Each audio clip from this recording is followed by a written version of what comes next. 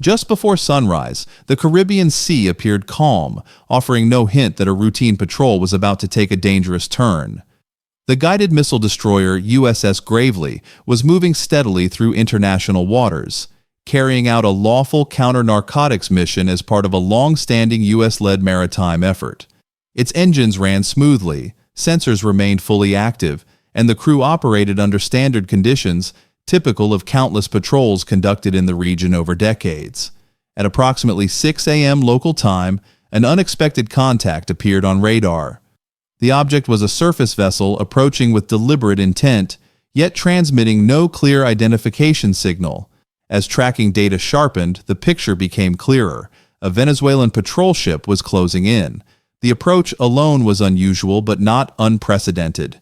Encounters between naval vessels in international waters happen regularly, and professionalism on both sides usually keeps such interactions uneventful. This time, however, the situation escalated abruptly.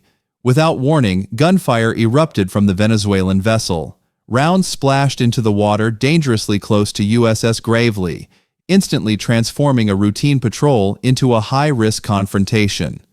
What had been a controlled maritime operation now carried the potential for rapid escalation. Aboard the American destroyer, alarms sounded and the ship shifted immediately into a combat-ready posture. Sailors moved swiftly to their assigned stations with practiced discipline. There was no confusion, no panic, only trained response. In moments like these, seconds matter, and every decision carries consequences that extend far beyond the horizon. The incident raised urgent questions. Was this an isolated misjudgment by a Venezuelan crew operating under pressure, or a deliberate attempt to test how far a U.S. warship could be pushed without provoking retaliation? The distinction mattered. A single miscalculation at sea can spiral into a diplomatic crisis, or worse, a military one. What was undeniable is that the encounter shattered the assumption of routine. In a matter of moments, an ordinary patrol mission had crossed into uncertain territory, where restraint, judgment, and resolve would determine the outcome. The calm of the Caribbean morning had given way to a tense standoff, one that would demand careful control to prevent a local incident from becoming a regional flashpoint. To understand why this encounter carried such weight, it is necessary to look beyond the moment itself and examine the environment in which it occurred. The Caribbean Sea is often associated with tourism and trade, but beneath that surface lies one of the most strategically active maritime corridors in the Western Hemisphere. For decades, it has served as a primary transit route for narcotics, moving from South American production zones towards Central America, Mexico, and ultimately North America. Because of this, the region has long been under constant observation. U.S. naval and Coast Guard forces operate there as part of enduring counter-drug missions that involve tracking suspicious vessels, coordinating interdictions, and maintaining persistent maritime awareness. These operations are neither secret nor exceptional. They are conducted openly, repeatedly, and within the framework of international maritime law. USS Gravely was participating in one of these standard missions, operating well outside any national territorial waters. From a legal perspective, the destroyer's presence was unambiguous. It had not entered Venezuelan waters, issued threats, or altered its patrol pattern in a way that could be interpreted as hostile. Its course, speed, and mission profile were consistent with thousands of similar operations carried out over the years. In other words, the U.S. ship was exactly where it was permitted to be, doing precisely what it was authorized to do. This context is critical because it highlights why the Venezuelan response stood out so sharply. The incident did not occur in a disputed zone or during a high-intensity military exercise. It unfolded in international waters during a law enforcement-focused mission. That discrepancy raises questions about intent rather than accident. Analysts often describe Venezuela's maritime behavior as falling into the gray zone, a space between peace and open conflict. Actions in this zone are designed to intimidate or pressure without crossing thresholds that would justify a full military response. Shadowing foreign ships, aggressive maneuvering, and ambiguous shows of force are all part of this approach. The goal is not confrontation, but testing, probing how far boundaries can be pushed and how opponents react under pressure. Seen through this lens, the encounter with USS Gravely was not just about one patrol ship and one destroyer. It was about signaling, perception, and the slow shaping of expectations at sea. In regions where such behavior becomes routine, each interaction builds on the last. What is tolerated once becomes expected the next time. That is why seemingly minor incidents in heavily monitored waters can carry strategic consequences far beyond the immediate moment. The reaction from the Venezuelan patrol vessel did not occur in isolation, nor did it resemble a spontaneous overreaction by an inexperienced crew. Instead, it reflected a broader pattern that has become increasingly familiar in modern maritime operations. Rather than engaging in open confrontation, some states rely on what analysts describe as gray zone behavior, actions designed to apply pressure while stopping just short of triggering outright conflict. At sea, this strategy thrives on ambiguity. Patrol boats shadow foreign warships without direct communication. Aircraft fly close enough to unsettle, but not close enough to justify retaliation. Naval units maneuver aggressively, then pull away, leaving intentions unclear. Each move is calculated to intimidate, probe reactions, and gather valuable information about procedures, response times, and command thresholds. The objective is not victory in battle, but insight into how far boundaries can be pushed. In this context, the choice of vessel matters. A small patrol craft is often the preferred instrument for such encounters. It carries far less political risk than deploying a major surface combatant. If tensions escalate, the incident can be framed as a misunderstanding or an isolated act rather than a deliberate policy decision. The loss of a small ship, should things go wrong, does not carry the same strategic cost as risking a high-value warship. The gunfire near USS Gravely fits squarely within this framework. From a purely military standpoint, the action posed no serious threat to a modern American destroyer equipped with layered defenses and overwhelming firepower. But militarily, insignificant actions can still be politically powerful. Firing rounds into the water forced attention, demanded a response, and challenged the assumption that U.S. naval presence in the region would go uncontested. Such incidents are rarely about a single encounter. Similar interactions have occurred before, not only involving the United States, but also other naval forces operating near Venezuelan interests.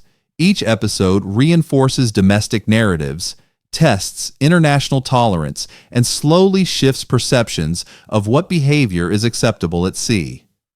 This is how gray zone tactics accumulate impact. One provocation may be dismissed. A pattern cannot. Over time, repeated challenges reshape expectations and increase risk, making future encounters more volatile. In that sense, the confrontation was less about the shots fired and more about the message behind them, a calculated test of resolve, restraint, and credibility in a region where even small actions can carry strategic weight. As the encounter moved into its most sensitive phase, the actions of USS Gravely became deliberate, measured, and anything but accidental. Rather than responding with sudden force, the destroyer began to maneuver in subtle but purposeful ways. Its course changed gradually. Speed adjusted just enough to alter relative positioning, and distance was managed with precision. To an untrained observer, these movements might have appeared cautious, even restrained. In reality, they reflected careful design. Modern naval confrontations are rarely decided by the first exchange. Long before weapons are fired, outcomes are shaped by geometry, positioning, and control of information. Every degree of heading and every knot of speed matters. By adjusting its movement incrementally, USS Gravely was not retreating.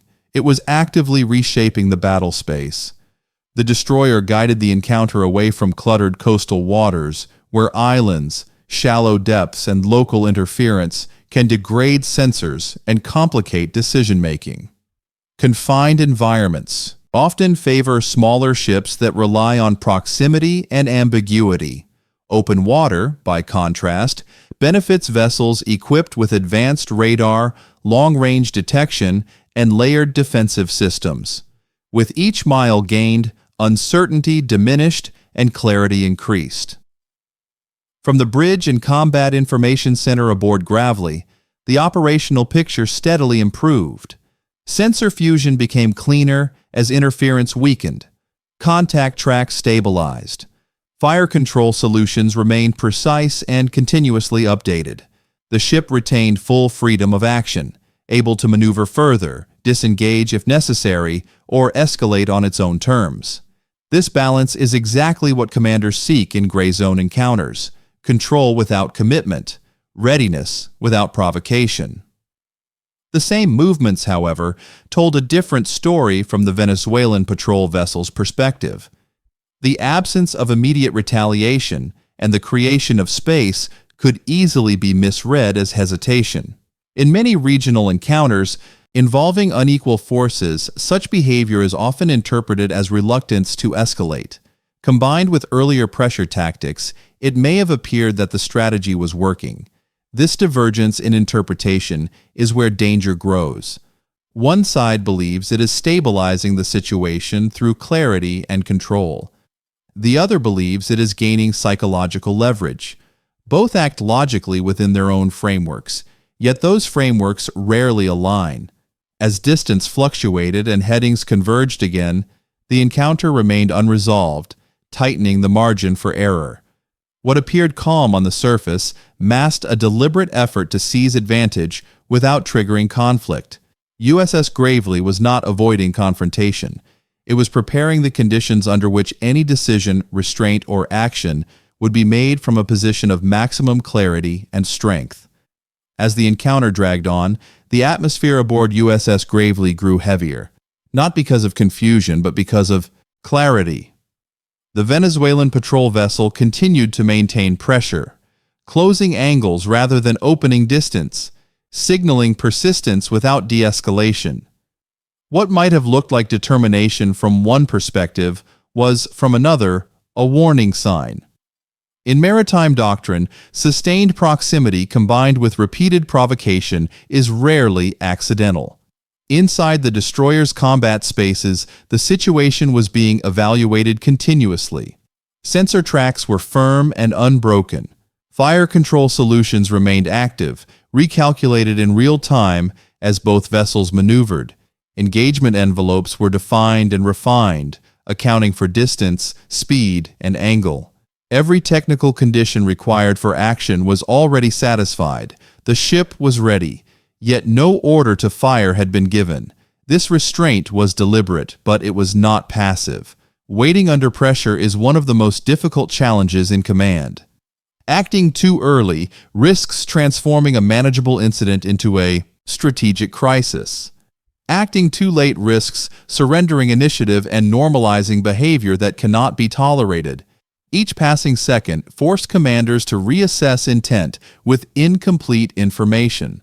Was the opposing vessel merely posturing or preparing to escalate further?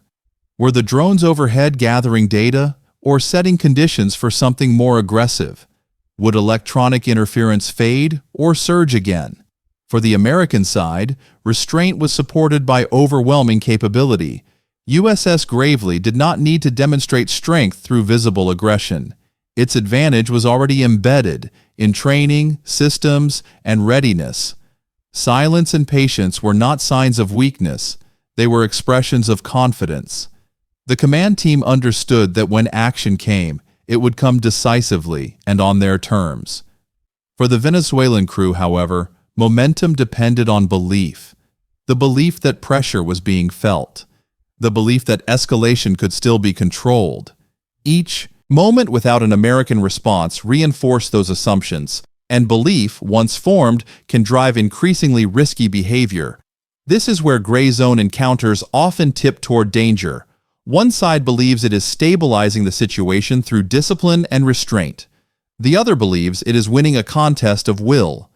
Both interpretations cannot be correct. As the gap between perception and reality widened, the margin for error narrowed. The encounter was no longer defined by a single burst of gunfire. It was defined by accumulation, continued proximity, repeated pressure, and the absence of de-escalation. At that point, restraint remained a choice, but it was becoming a choice with diminishing returns. The transition from restraint to action did not come with raised voices or sudden movement. Instead, it arrived quietly, shaped by accumulation rather than impulse. By this stage, ambiguity had largely disappeared. The Venezuelan patrol vessel remained within a range that U.S. naval doctrine considers unacceptable if sustained, and earlier pressure tactics, drones, electronic interference, and repeated maneuvering had formed a clear pattern rather than isolated incidents. What had begun as uncertainty was now clarity, and clarity demands consequence. Aboard USS Gravely, the command team narrowed its options.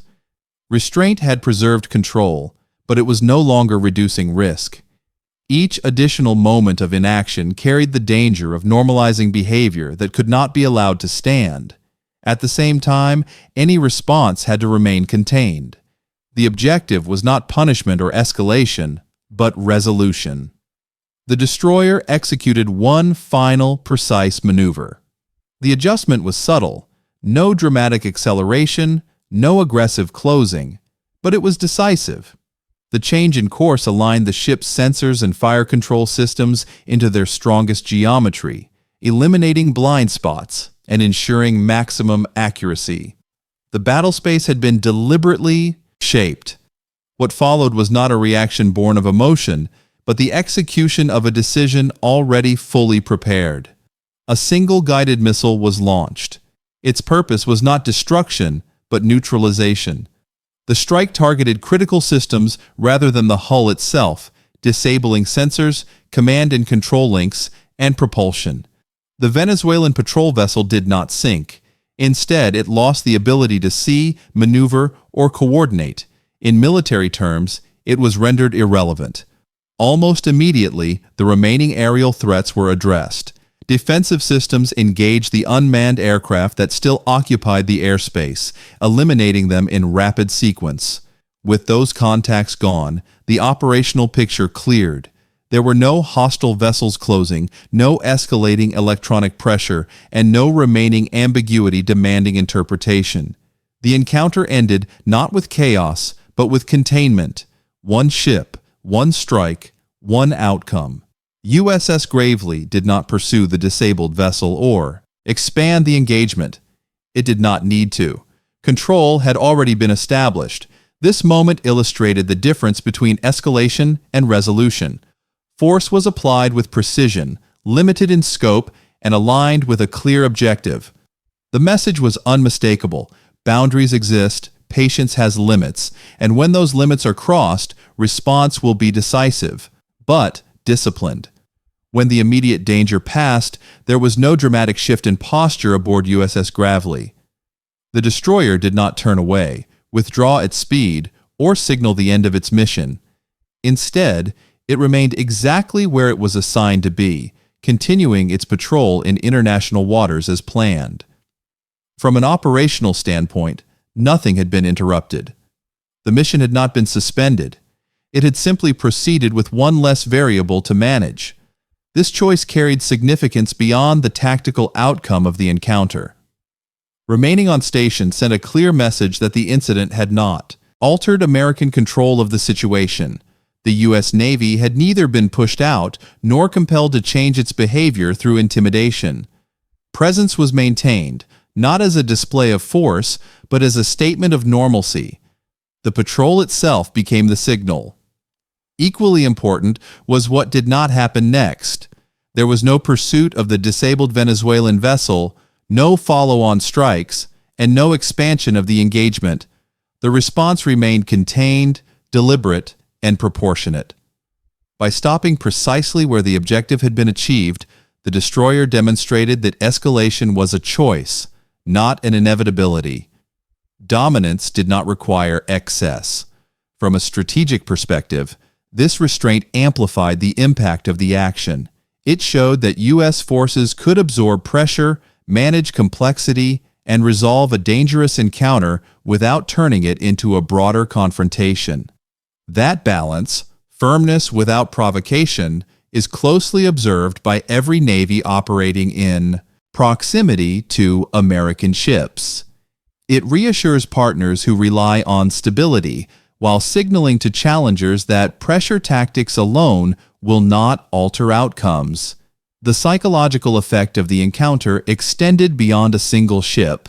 Many modern maritime confrontations rely on probing behavior, small vessels testing limits, brief intrusions into tolerated space, and layered pressure designed to remain below the threshold of war. What unfolded here disrupted that model. It demonstrated that even actions intended to stay ambiguous can trigger decisive consequences when they accumulate into a clear pattern. In heavily monitored waters, incidents do not fade quickly. They are tracked, analyzed, and remembered. Each outcome shapes future assumptions. By maintaining its mission and restoring normal operations immediately, USS Gravely reinforced a critical principle. International waters remain governed by rules, and challenges to those rules will be met with control, clarity, and resolve. The encounter ended quietly, but its message carried far. Control at sea does not belong to those who provoke the most. It belongs to those who can decide when an incident is finished and ensure that it truly is. The significance of the encounter did not end when the final threat was neutralized. Its impact extended far beyond the immediate participants, reaching into the broader pattern of modern maritime behavior. Today's naval confrontations are rarely defined by open battles or declared hostilities. Instead, they unfold through probing actions. Small ships testing proximity, aircraft flying just close enough to unsettle, and brief bursts of electronic interference designed to gather information without provoking retaliation. These actions depend on ambiguity. They rely on the assumption that staying below the traditional threshold of war will prevent decisive responses. Over time, this creates an informal set of expectations. How close is too close? How much pressure is tolerable? And how often lines can be tested without consequence? When these assumptions hold, probing becomes routine. When they break, the entire model is disrupted. What occurred in this case challenged that dynamic. The response demonstrated that ambiguity has limits and that patterns matter more than individual actions. A single provocation might be dismissed as noise. A sequence of them becomes intent. By responding only when clarity had fully replaced uncertainty, the United States reinforced where restraint ends and resolution begins. This carries particular weight in heavily monitored regions like the Caribbean.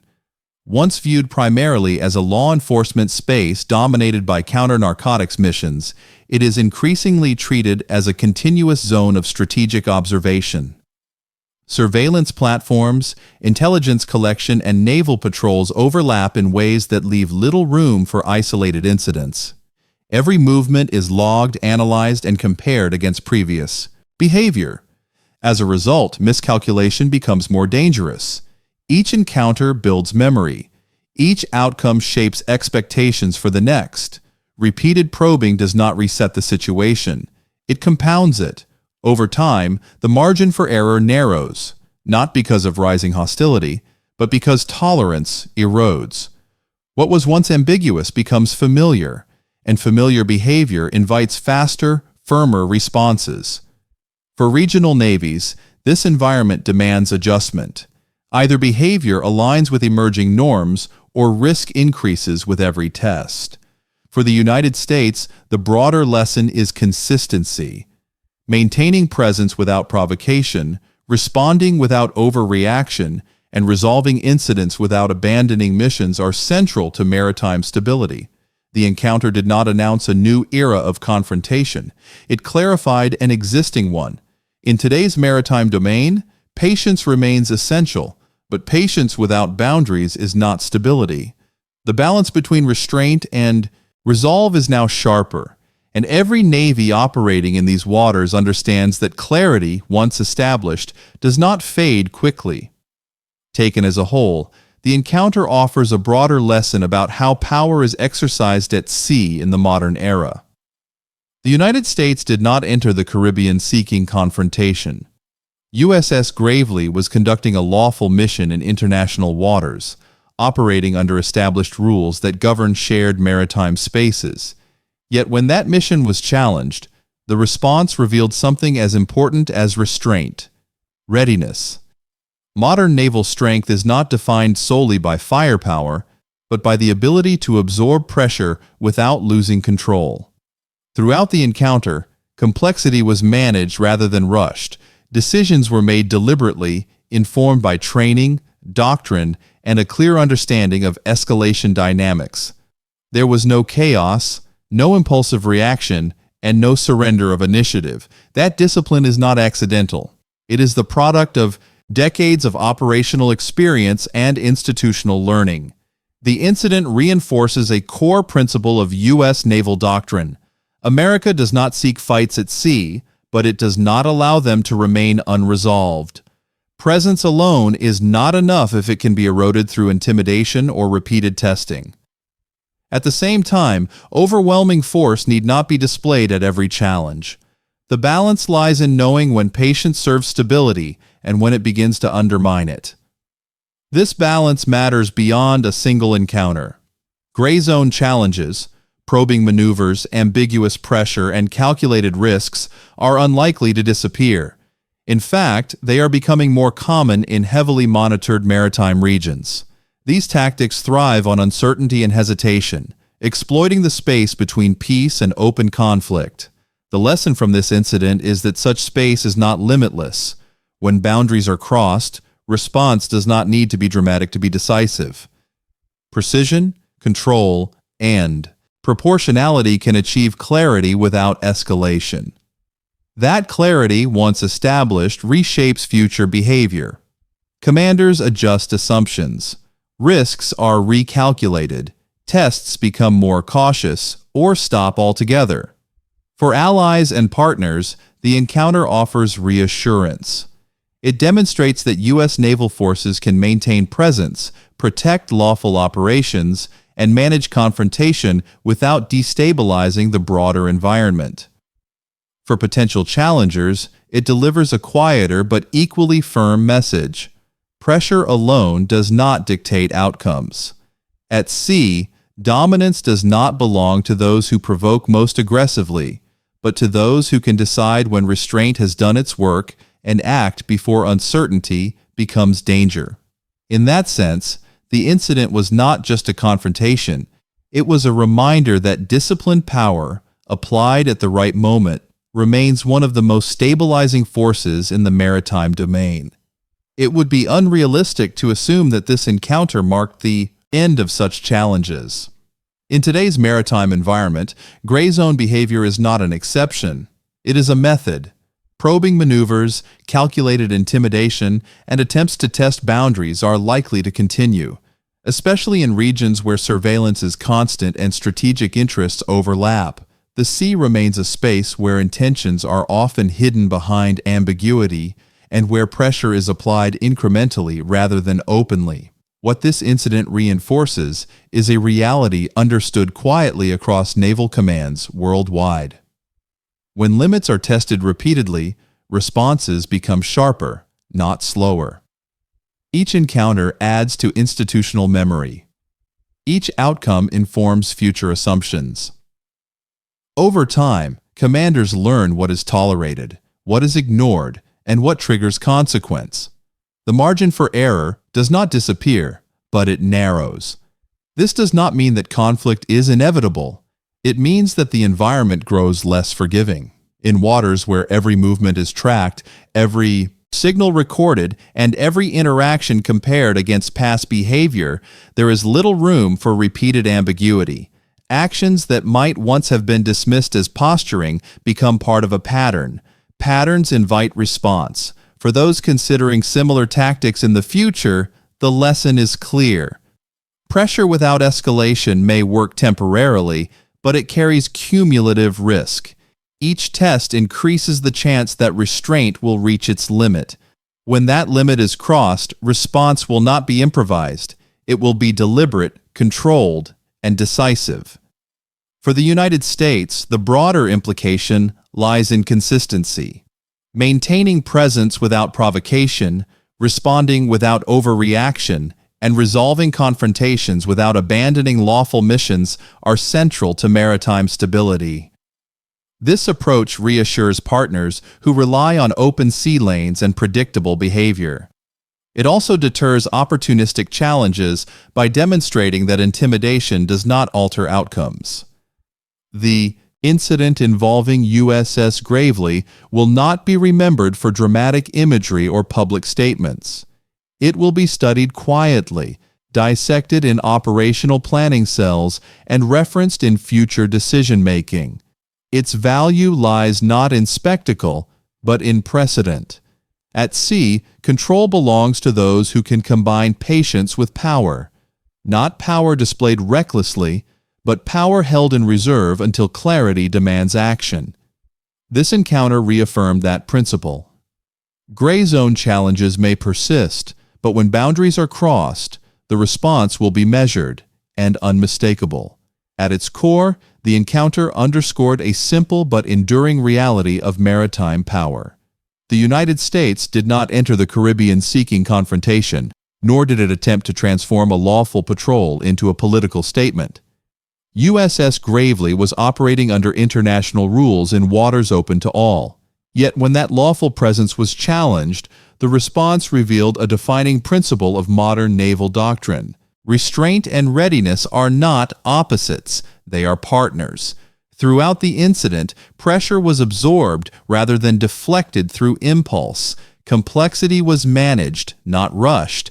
Decisions unfolded deliberately, guided by doctrine, training, and a deep understanding of escalation dynamics. There were no dramatic gestures, no hurried commands, and no loss of initiative. What emerged instead was control, quiet, disciplined, and decisive when required. This balance reflects decades of institutional learning. Modern naval forces are trained not only to fight, but to judge when fighting solves a problem and when it creates a larger one. The absence of chaos during the encounter was not coincidence. It was the product of preparation, advanced systems, and a command culture built around decision-making under pressure. Readiness did not announce itself loudly. It revealed itself through precision. The broader lesson extends beyond one ship and one patrol. Gray zone challenges are unlikely to disappear. Probing actions, ambiguous pressure, and calculated risks will continue to test boundaries in heavily monitored waters. The lesson here is not that restraint failed, but that restraint must have limits to remain credible. When those limits are crossed, response must be firm enough to restore clarity without igniting wider conflict. This approach carries strategic weight. It reassures allies who depend on stable maritime norms and open sea lanes. It deters opportunistic challenges by demonstrating that intimidation alone does not dictate outcomes. Most importantly, it reinforces the idea that international waters remain governed by rules, not impulse or persistence. The encounter will not be remembered as a dramatic clash, but as a reference point. Quietly studied, carefully analyzed, and folded into future planning, it stands as a reminder of how modern naval power is applied. At sea, dominance does not belong to those who act first or loudest. It belongs to those who can wait, decide, and act with precision when the moment truly demands.